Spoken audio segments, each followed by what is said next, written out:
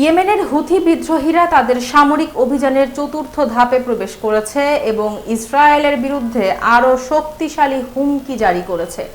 রোববার রাজধানী সানায়ের এক বিবৃতিতে হুথি সামরিক মুখপাত্র ব্রিগেডিয়ার জেনারেল ইয়াহিয়া সারি ঘোষণা করেছেন, ইসরায়েলের সঙ্গে জড়িত সব জাহাজকে তারা এখন থেকে বৈধ লক্ষ্য হিসেবে বিবেচনা করবে।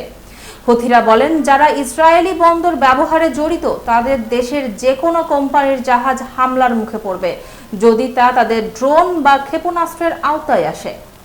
গাজায় চলমান যুদ্ধকে গণহত্যা হিসেবে উল্লেখ করে হুথিরা আন্তর্জাতিক সম্প্রদায়ের নীরবতাকেও দায়ী করেছেন।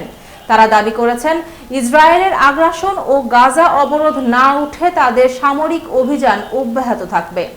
হুথির পক্ষ থেকে সব আন্তর্জাতিক শিপিং কোম্পানিকে সতর্ক করা হয়েছে, যদি তারা ইসরায়েলি বন্দর ব্যবহারে অংশ নেন তাহলে তাদের জাহাজও হামলার শিকার হতে পারে। তবে হুথিরা জানিয়েছেন, যদি ইসরায়েল গাজায় সামরিক অভিযান বন্ধ করে এবং অবরোধ প্রত্যাহার করে তাহলে তারা হামলা স্থগিত রাখবে। এই পরিস্থিতি মধ্যপ্রাচ্যের উত্তেজনা ও সামুদ্রিক বাণিজ্যে নতুন সংকটের আশঙ্কা সৃষ্টি করেছে।